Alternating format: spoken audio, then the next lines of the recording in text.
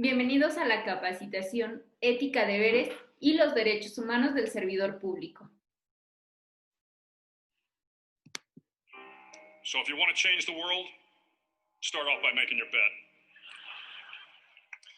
If you make your bed every morning, you will have accomplished the first task of the day. It will give you a small sense of pride, and it will encourage you to do another task, and another, and another.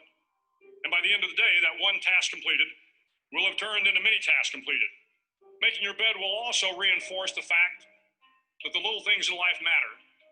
If you can't do the little things right, you'll never be able to do the big things right. And if by chance you have a miserable day, you will come home to a bed that is made, that you made. And a made bed gives you encouragement that tomorrow will be better. To pass SEAL training, there are a series of long swims that must be completed. One is the night swim. Before the swim, the instructors joyfully brief the students on all the species of sharks that inhabit the waters off San Clemente. They assure you, however, that no student has ever been eaten by a shark, at least not that they can remember. But you are also taught that if a shark begins to circle your position, stand your ground. Do not swim away. Do not act afraid. And if the shark, hungry for a midnight snack, darts towards you, then summons up all your strength and punch him in the snout, and he will turn and swim away. There are a lot of sharks in the world. If you hope to complete the swim, you will have to deal with them. So if you want to change the world, don't back down from the sharks. Over a few weeks of difficult training, my SEAL class, which started with 150 men, was down to just 42. There were now 6 boat crews of 7 men each. I was in the boat with the tall guys, but the best boat crew we had was made up of the little guys, the Munchkin crew, we called them. No one was over 5'5". The Munchkin boat crew had 1 American Indian, 1 African American, 1 Polish American, 1 Greek American, 1 Italian American, and 2 tough kids from the Midwest. They out-paddled, outran, and outswam all the other boat crews. The big men in the other boat crews would always make good-natured fun of the tiny little flippers the Munchkins put on their tiny little feet prior to every swim. But somehow these little guys, from every corner of the nation and the world, always had the last laugh, swimming faster than everyone and reaching the shore long before the rest of us. SEAL training was a great equalizer. Nothing mattered but your will to succeed, not your color, not your ethnic background, not your education, not your social status. If you want to change the world, measure a person by the size of their heart, not by the size of their flippers. The 9th week of training is referred to as Hell Week. It is 6 days of no sleep, constant physical and mental harassment, and 1 special day at the Mud Flats. The Mud Flats are an area between San Diego and Tijuana where the water runs off and creates the Tijuana Sloughs, a swampy patch of terrain where the mud will engulf you. It is on Wednesday of Hell Week that you paddle down to the Mud Flats and spend the next 15 hours trying to survive the freezing cold, the howling wind, and the incessant pressure to quit from the instructors. As the sun began to set that Wednesday evening, my training class, having committed some egregious infraction of the rules, was ordered into the mud.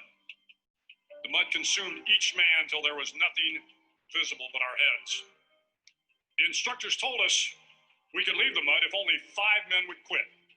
Only 5 men, just 5 men, and we could get out of the oppressive cold.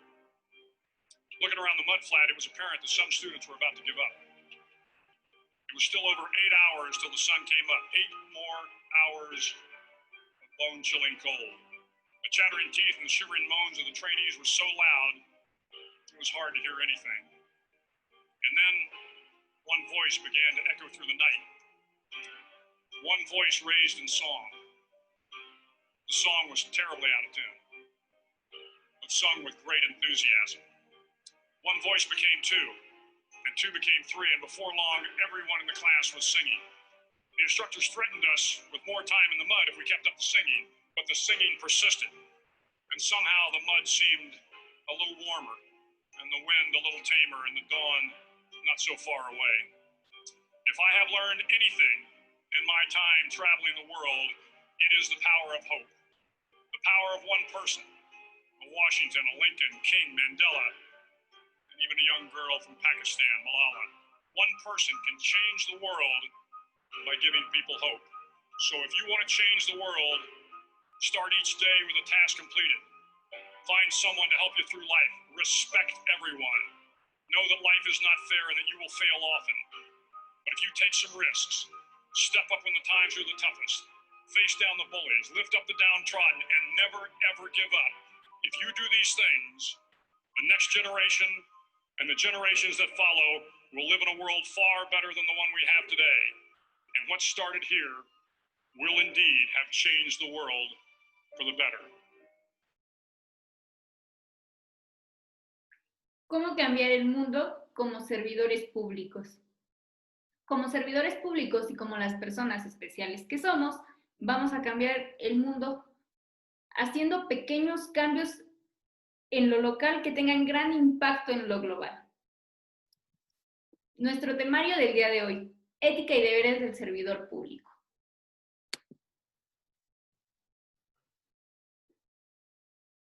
¿Qué es ser un servidor público y cuál es el fundamento legal de ser un servidor público?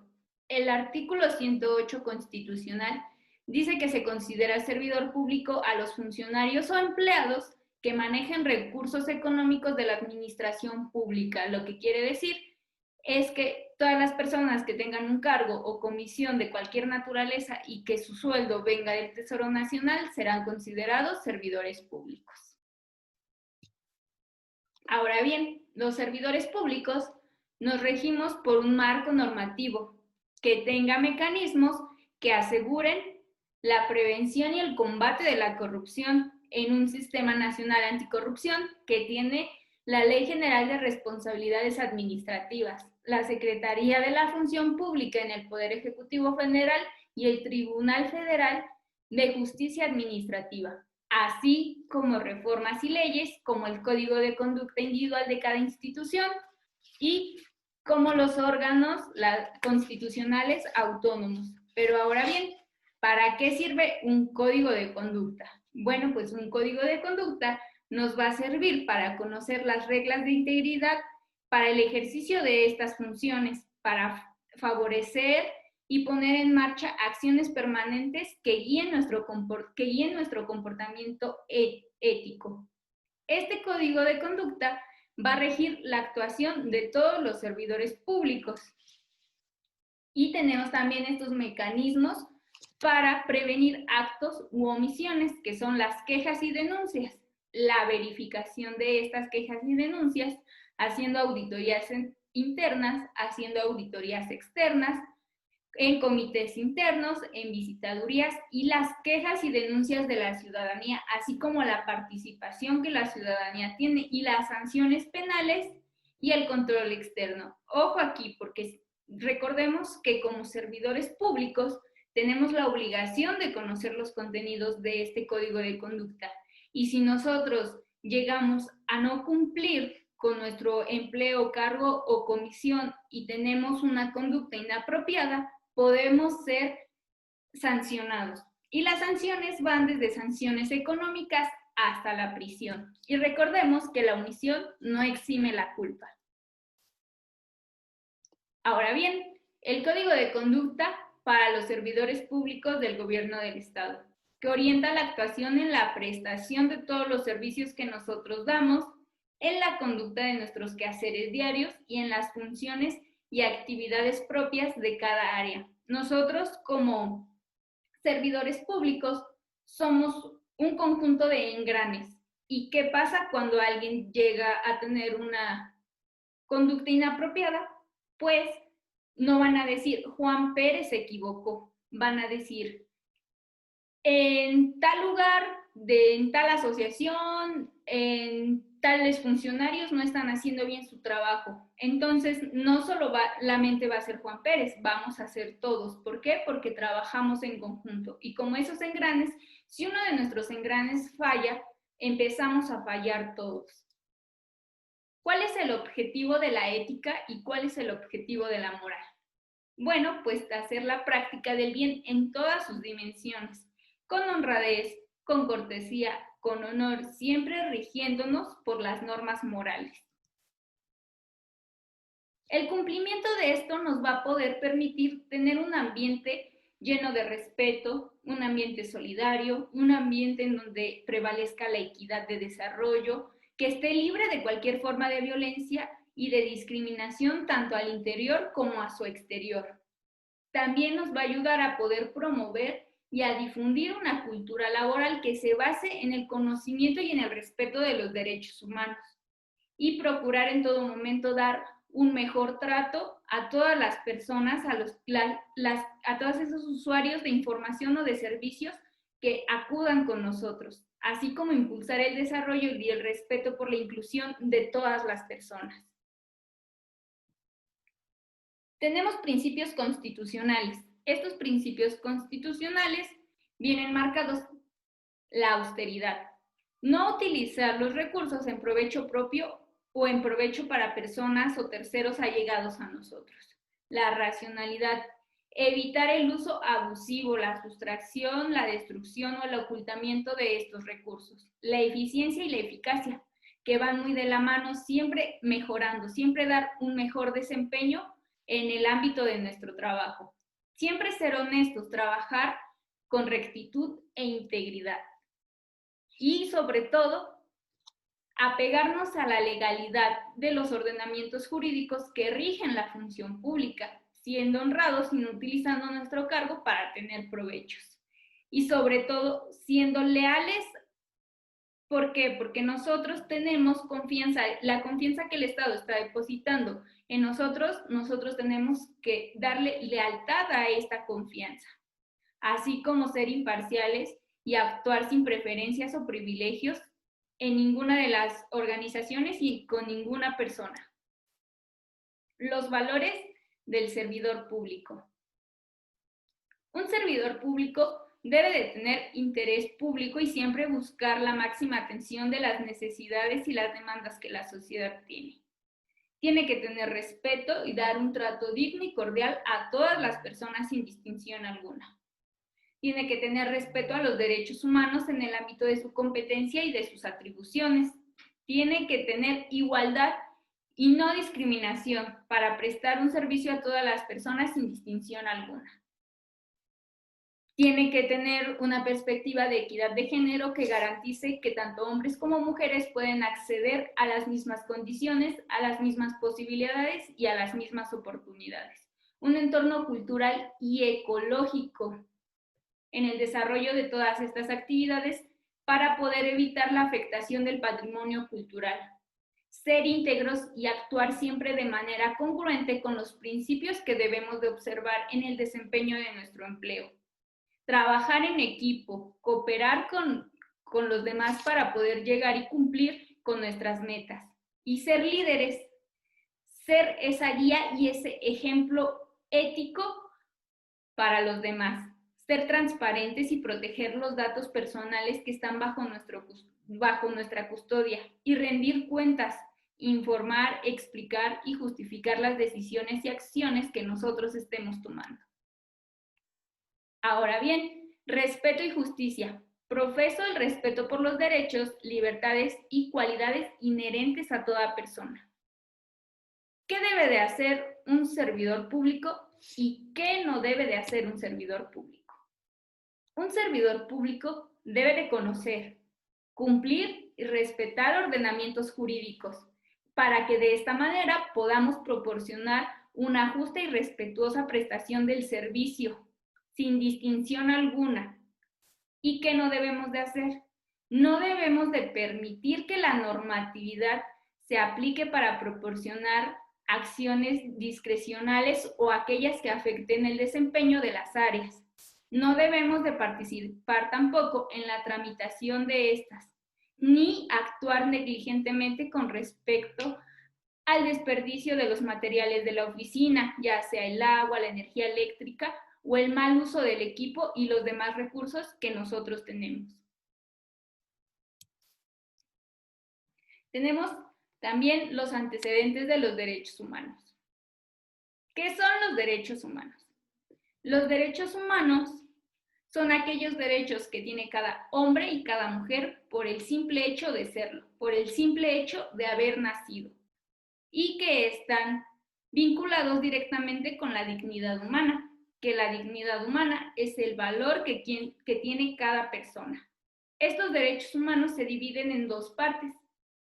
Los derechos subjetivos, que son aquellas facultades que tienen todos los individuos otorgados por el poder público, y los derechos fundamentales, que son estos derechos que vamos a encontrar plasmados en leyes, en constituciones y en tratados internacionales.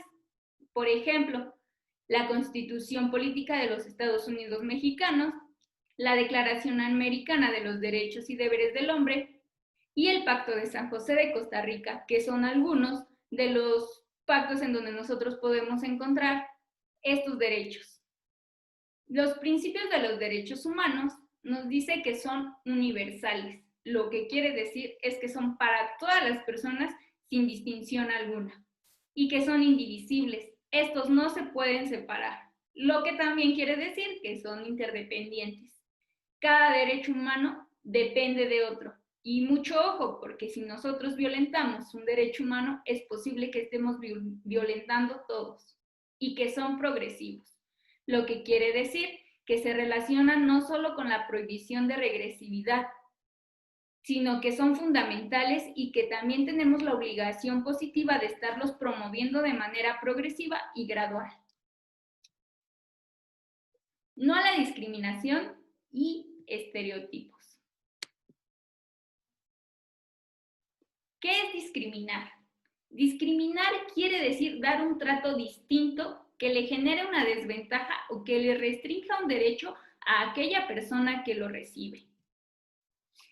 El derecho a la no discriminación forma parte del principio de igualdad, que quiere decir que protege a todas las personas de ser discriminadas por cualquier motivo. La Declaración Universal de los Derechos Humanos ha establecido que todos los humanos nacemos libres e iguales en dignidad y en derechos. ¿Pero en dónde nace esta discriminación? Bueno, pues esta discriminación nace en nuestros círculos sociales. ¿Y cuál es el primer círculo social que nosotros tenemos? La familia. Nosotros cuando somos pequeños empezamos a aprender las cosas que hace papá, las cosas que hace el tío, las cosas que hacen los adultos que están cerca de nosotros y empezamos a crear prejuicios, que son sentimientos y emociones negativos o positivos, pero que la mayoría de las veces llegan a ser negativos. Cuando llegamos a crecer, empezamos a buscar grupos sociales que piensen como nosotros. Y es en donde empezamos a crear estos estereotipos o modelos aceptados. Algunas formas de discriminación en México son las de impedir el acceso a la educación, ya sea por discapacidad, religión, nacionalidad, prohibir la libre elección del empleo, diferencias en trabajos iguales, negar o limitar información sobre derechos reproductivos.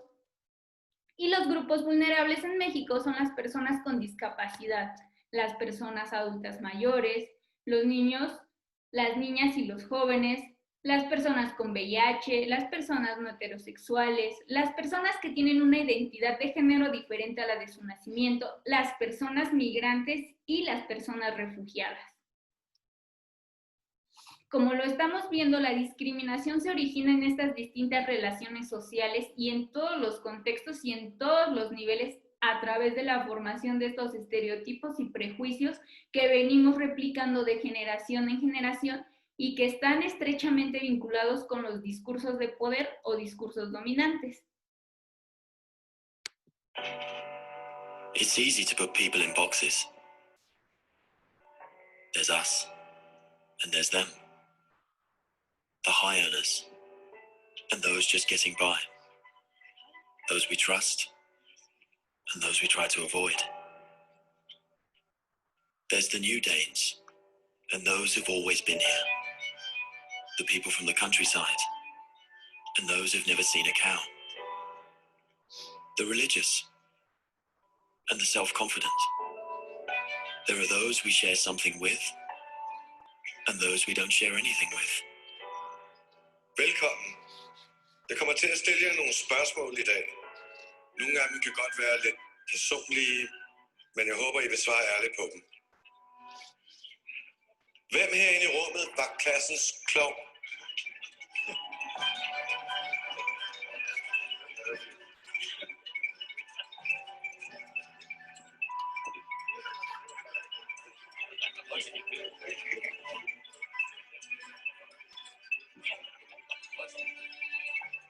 Hvem er bonusforældre?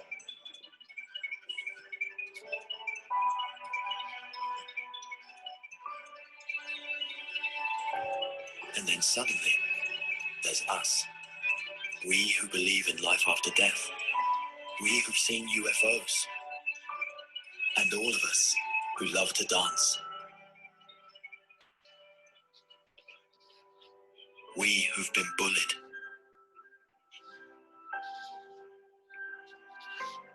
And we who've bullied others.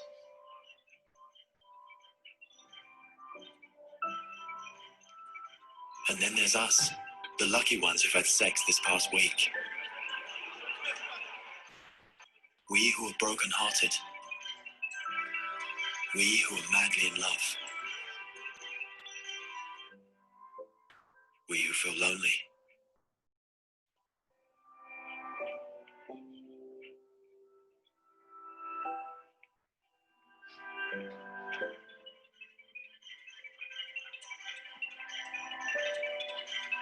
We who are bisexual. And we who acknowledge the courage of others. We who have found the meaning of life. And we who have saved lives. And then there's all of us who just love Denmark. So maybe there's more that brings us together than we think. TV2 Denmark. Este video es el claro ejemplo de que hay muchísimas cosas que nos diferencian de los demás, pero que hay muchas otras cosas más que nos unen. Como servidores públicos, las cosas que nos tienen que unir siempre es el ímpetu de mejorar, de siempre ser mejores y poder brindar un servicio a la población. La igualdad y equidad de género.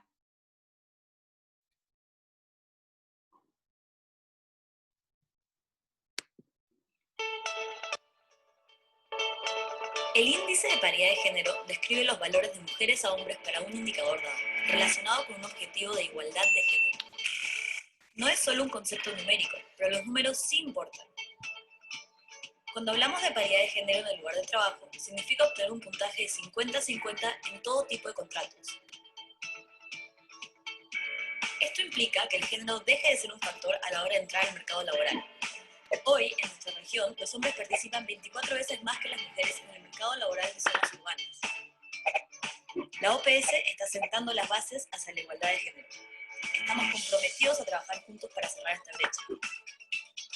Nuestro plan de acción implica activamente reclutar, retener y promover a las mujeres en nuestro lugar de trabajo, fortalecer el desarrollo del personal, mejorar nuestra cultura organizacional y terminar con todo sesgo y prejuicio en el lugar de trabajo. Juntos buscamos convertirnos en pioneros en la paridad de género en el ámbito laboral.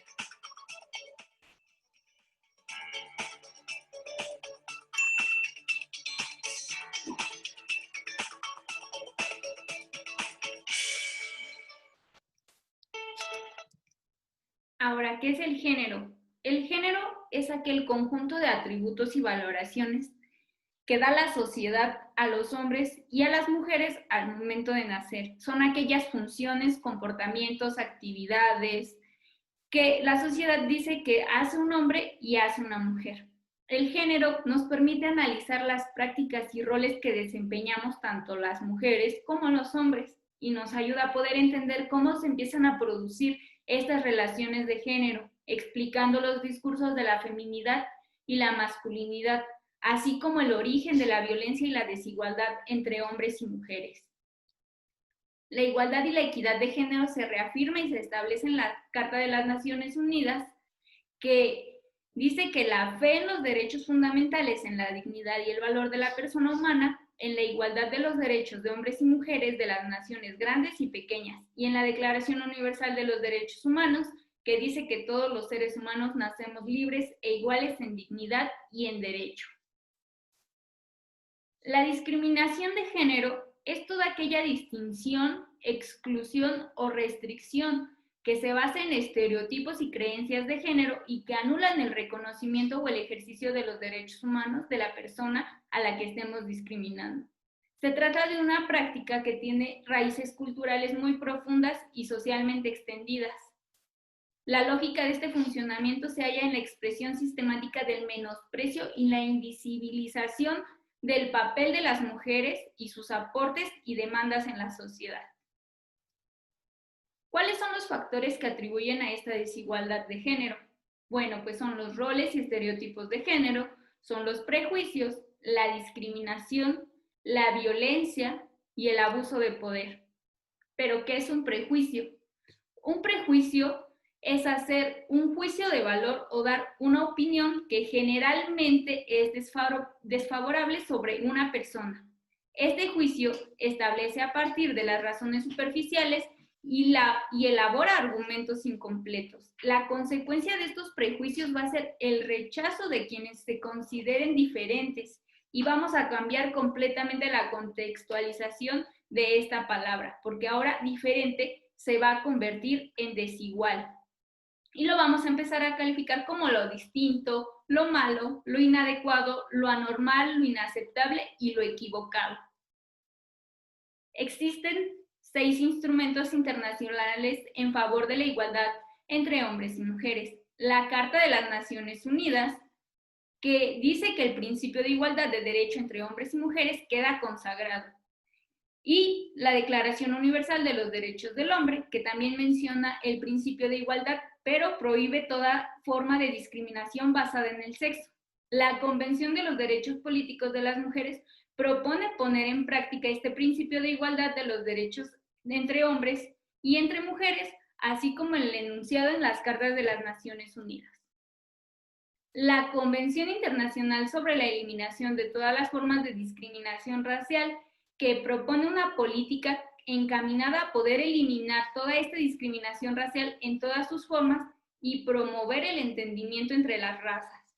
Y el Pacto Internacional de los Derechos Civiles y Políticos, así como el Pacto Internacional de los Derechos Económicos, Sociales y Culturales, en donde el Estado se compromete a respetar y a garantizar que todos los individuos en su territorio y en su jurisdicción tengan estos derechos.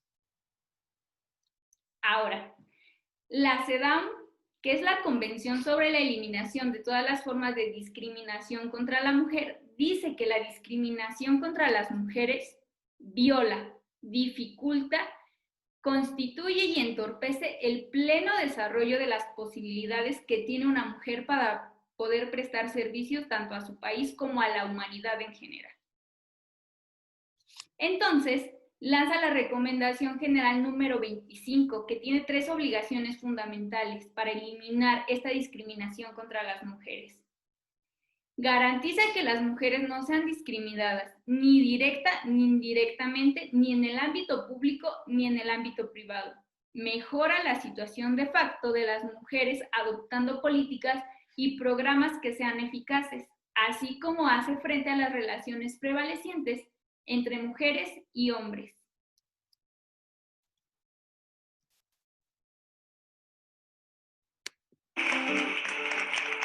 Miren, yo le quiero dar hoy unas gracias con mayúsculas y muy grandes a un querido amigo. Un amigo que me ha brindado todo. Desde la bendición de haber recibido a mis padres huyendo de la peor masacre que la historia de la humanidad tiene registrada. Ese amigo me ha sido fiel, me ha sido leal, me ha dado oportunidades, me ha dado confianza, me ha dado mi forma de ser y de vivir.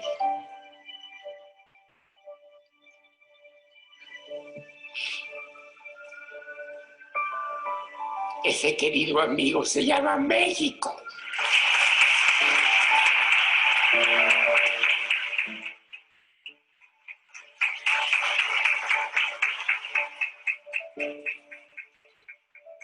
No me siento presidente, ni tengo una bandera ondeando, pero sí pido que me ayuden con la capacidad que tenemos todos nosotros de las bondades que hemos recibido, que le regresemos a mi querido amigo lo que se merece.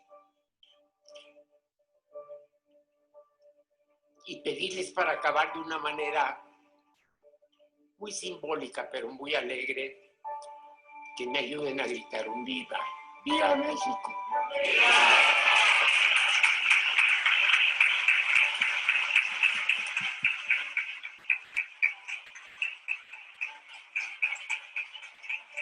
Muchas gracias. A nombre del maestro Víctor Manuel Cid del Prado Pineda, presidente de la Comisión Estatal de Derechos Humanos de Tlaxcala y el Centro de Investigación y Capacitación, Contigo a Distancia.